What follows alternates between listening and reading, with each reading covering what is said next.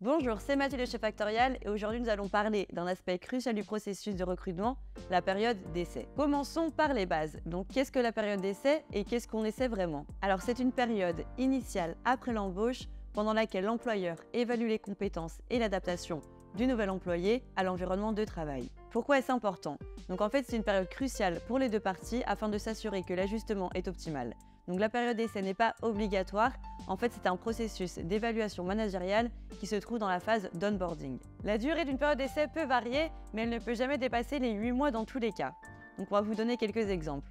Donc pour un CDI, pour un ouvrier ou un employé, la période d'essai maximale est de 2 mois et jusqu'à 4 mois, renouvellement compris. Pour un agent de maîtrise ou un technicien, la période d'essai maximale est de 3 mois et elle est jusqu'à 6 mois, renouvellement compris. Et enfin, pour un cadre, la période d'essai maximale est de 4 mois et donc jusqu'à 8 mois, renouvellement compris. Et pour un CDD supérieur à 6 mois, la durée maximale de la période d'essai est égale à 1 mois.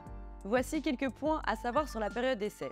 Donc premièrement, cette période d'essai, elle doit se prévoir et s'inscrire dans le contrat, et son renouvellement aussi. En cas d'incapacité temporaire de travail due à une maladie, un accident ou toute autre raison légitime pendant la période d'essai, la durée de cette période sera prolongée d'une période équivalente à celle de l'absence. La rupture de contrat est facilitée durant cette période car il n'y a pas besoin de motif. En revanche, il faut respecter le délai de prévenance. Pourquoi faire un entretien de fin de période d'essai? Alors l'objectif de cet entretien est donc d'évaluer l'intégration du candidat.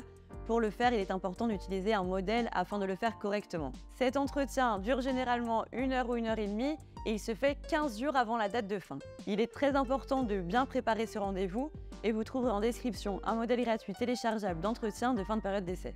Ce modèle va permettre de faire le bilan de cette période en suivant une trame logique. Et dans ce modèle, vous trouverez des questions concernant la satisfaction globale, le système d'intégration et encore sur le poste. Donc n'hésitez pas à le télécharger dans le lien en barre d'infos. Si vous avez des questions sur la période d'essai, n'hésitez pas non plus à les mettre en commentaire et nous vous y répondrons. Et n'oubliez pas de suivre notre chaîne YouTube Factorial France. À bientôt!